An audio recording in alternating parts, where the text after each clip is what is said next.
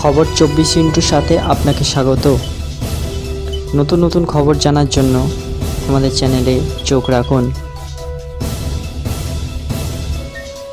ইতিহাস ভুলে গেল এই মুহূর্তে বাংলাদেশের বন্ধু পাকিস্তান আর ভারত শত্রু। পুরনো সমস্ত কৃতজ্ঞতা যেন এক নিমেষে ভুলে গেল বাংলাদেশকে এই মুহূর্তে পরমাণু বোমা দিয়ে সাহায্য করার বার্তা পাকিস্তানের, আর তাতেই এই কথা বলছেন কূটনীতিকরা।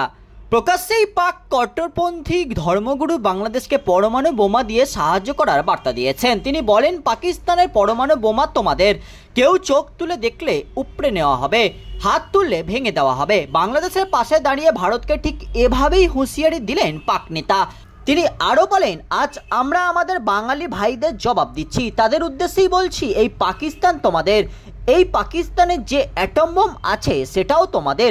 কারোর সাহস থাকলে চোখ উঠিয়ে দেখুক। পাকিস্তানে বাংলাদেশ জিন্দাবাদ স্লোগানও তোলেন তিনি।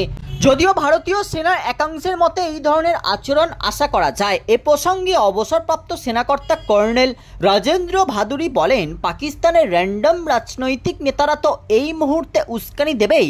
যে বলছে ওর হাতে এখতিয়ার রয়েছে পরমাণু বোমা দেওয়ার, ও আসলে হাতে একটা মাইক পেয়েছে, সামনে কিছু সাপোর্টার রয়েছে, তাদের উস্কানি দিচ্ছে।